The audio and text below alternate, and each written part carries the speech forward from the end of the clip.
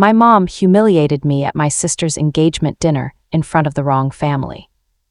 The groom's mother fell completely silent, looked me straight in the eye, and whispered 3 words that drained every drop of color from my mother's face. My father said it like he was commenting on the weather. "We've given up on her." Small laugh, napkin still in his lap, fork halfway to his plate, like he'd said it 100 times in 100 living rooms and had never once watched a room go quiet afterward. This time the room went quiet. I picked up my fork. I kept eating. The pork chop was good.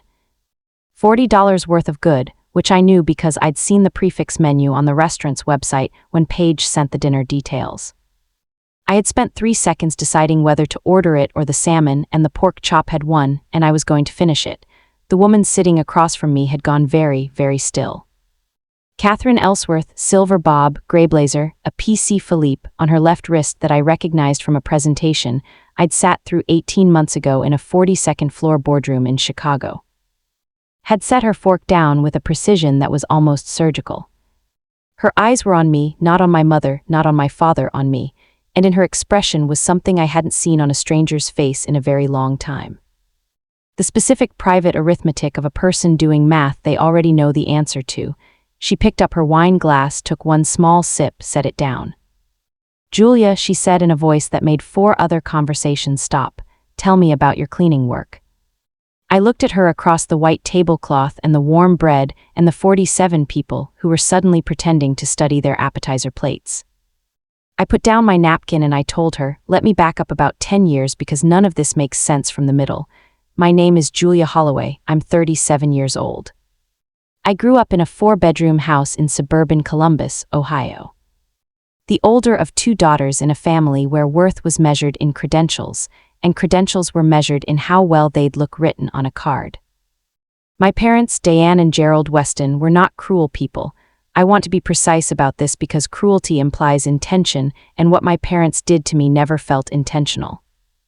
It felt more like weather, like the way a cold front moves through a room and nobody turns the heat on, not because they're being mean, but because they forgot you were in there. My sister Paige is 4 years younger. She's a marketing director at a mid-sized pharmaceutical company in Indianapolis.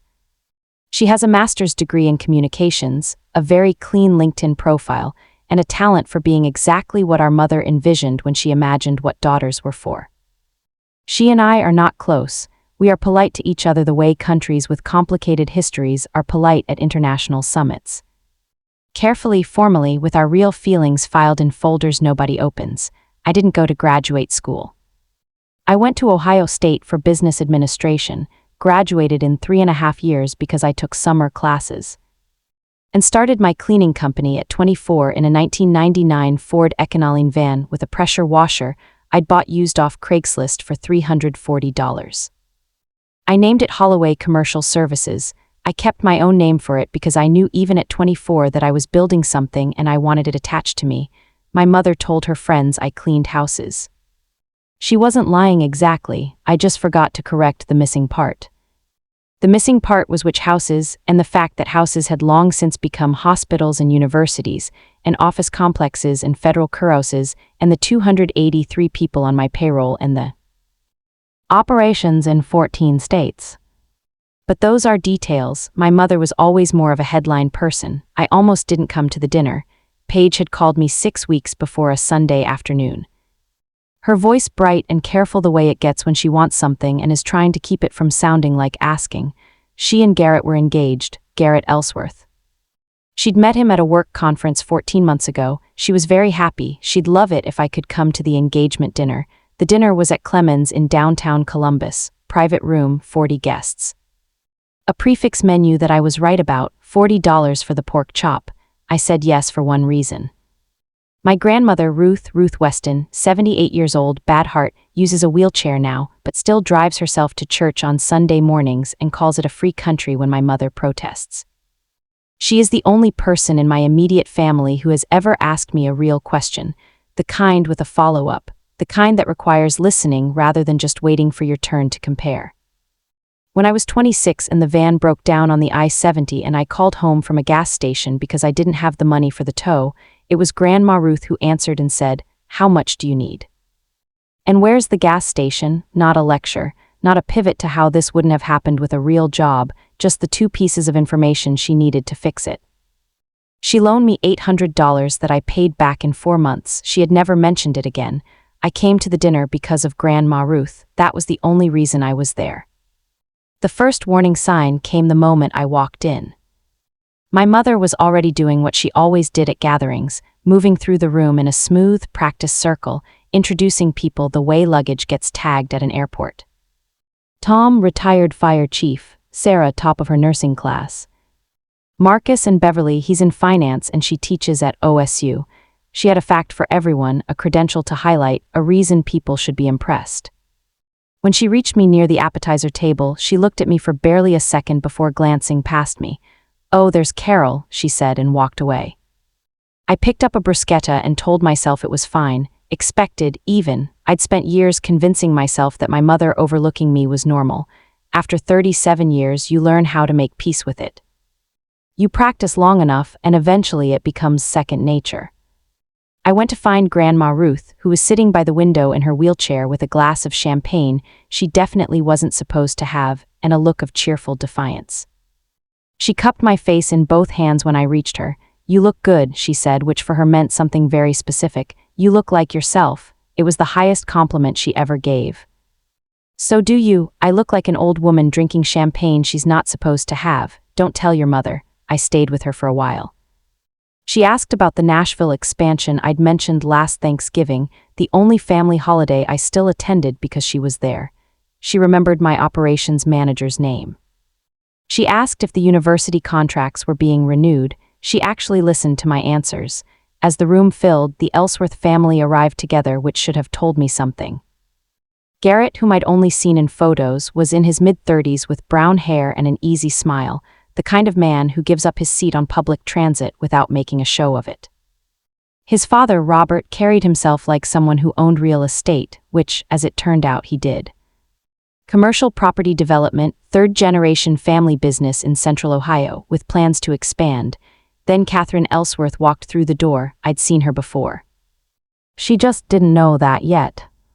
She moved through the cocktail hour like a chess player making opening moves, calm, deliberate, efficient, greeting people, making eye contact, quietly evaluating everyone before moving on. When she reached me, she stopped, just for a moment, long enough for a very composed person to recognize something unexpected and decide how to respond. I caught it immediately, that brief flicker in her eyes. It wasn't exactly surprise. It was the private recognition of someone who had placed a familiar face. She shook my hand, holding it just a second longer than she had with everyone else. "Julia," she said, "how lovely to see you here." I kept my voice steady. "Mrs. Ellsworth." "Good to see you too." She held my gaze for one extra second before moving on to greet Grandma Ruth. I turned back toward the window. My champagne glass was still in my hand, and only then did I realize how tightly I was gripping it. She knows. I pushed the thought aside and went to find my seat. We sat at a round table with 12 people. Paige and Garrett were in the center, my parents beside them, the Ellsworths across from us, Grandma Ruth on my left, and me between Ruth and the empty chair that soon belonged to Catherine. Throughout the first course, my mother continued doing exactly what she'd been doing during the cocktail hour, except now she had a captive audience. She introduced everyone around the table like a museum guide leading a tour. Here's Paige, her degree from Marquette, her promotions, the way she handled the rebrand last spring. Here's Gerald, 30 years in insurance, a wonderful man. Here's Aunt Cindy, who volunteers at the hospital and her son just made partner. When she reached my place, she simply moved on. Not by physically skipping my chair, she just curved around it as naturally as water flowing around a stone. One moment she was introducing Aunt Cindy to my left, and the next she was already talking about someone across the table. I had been quietly erased from the conversation. Robert Ellsworth noticed things. He looked at me and asked, "What do you do, Julia?" Before I could answer, my mother quickly said, "Julia does cleaning work." "Residential," Grandma Ruth quietly squeezed my hand. Later, Paige's phone lit up on the table. I accidentally saw a group chat message from my mother. "Whatever you do, don't let Julia talk about her work tonight. The Ellsworths don't need to know our family has a cleaning lady." Paige had replied, "Already handled." During her toast, my mother praised Paige and ignored me until Robert asked, And your older daughter, she finally introduced me as the daughter who cleans houses. Gerald laughed and said, we've given up on her. No one else laughed. Then Catherine Ellsworth looked at me and said, Julia, tell me about your cleaning work. I calmly replied, I own a commercial cleaning company. We service offices, hospitals, and universities. How many states? She asked. 14. Employees, 283. Catherine placed my company's business card on the table. Ellsworth Property Group signed a $3.8 million annual contract with Holloway Commercial Services 18 months ago. Julia presented the proposal herself and answered every question better than vendors with decades of experience. The room fell silent. My mother turned pale. My father froze. Paige looked down in shame. After dinner, Robert asked to schedule a meeting about future contracts. Outside, Grandma Ruth smiled and said, your grandfather always said, the truth is lazy. It doesn't need your help, just leave it somewhere visible. 6 weeks later, Ellsworth Property Group signed another agreement with my company. My mother called, but I didn't answer. Paige sent a sincere apology, though I wasn't ready to reply. In March, Grandma Ruth visited my office. After the tour, she looked around and said, your mother told me she had no idea it had gotten this big. I smiled quietly. It didn't happen to you, Ruth said. You built it. I know, I replied. I just wanted to hear you say it in this room.